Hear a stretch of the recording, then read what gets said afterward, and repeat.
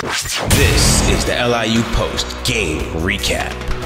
Happy President's Day, everybody. I'm Alexis Peters, and well, the weather outside may not indicate it, but it is crossover season in LIU Post athletics. And that means that while the winter sports start to wind down, the spring sports programs begin their own schedules. Let's start with the LIU Post men's lacrosse team. The game would take place in Maryland, which was where the Pioneers' 2014 season ended last May. Early on, it's Connor Drost taking the pass from Matt Belando and scoring the first goal of the Pioneers season to level this game at 1.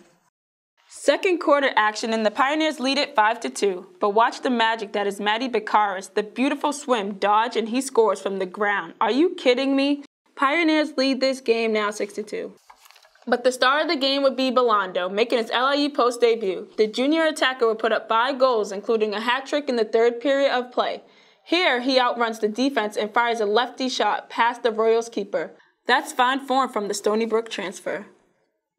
Queens would make it close in the fourth, but up 11-7, junior attacker Ryan Slang gets around the defense and fires the shot into the back of the net.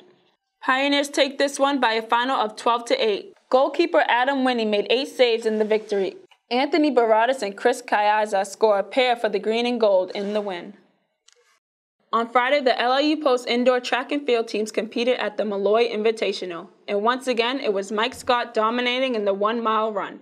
Scott crossed the finish line in 4 minutes and 26 seconds for yet another victory in the mile race. But junior Elizabeth Sterling turned in a record-setting performance in the 5,000-meter run. Her time of 18 minutes and 29.43 seconds broke a 16-year-old school record and garnered her a third-place finish. Danae Glover also secured a 4th-place finish in the triple jump.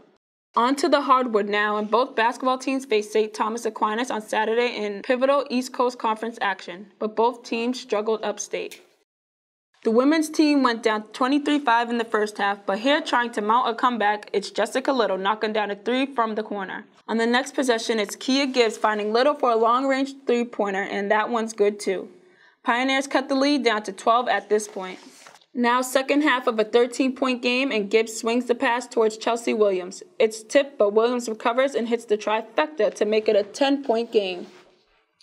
But it was not to be as the Pioneers fall 77-69 to St. Thomas Aquinas. Little with the team-high 15 points and Williams scored 13, but the Pioneers only hit 34% of their field goals in the effort. The squad will look to rebound against Malloy on Wednesday. To the nightcap featuring the men's team. Post down 5 in the first half, but good transition offense leads to a PJ Torres alley-oop for Greg Dawson, who jams it home.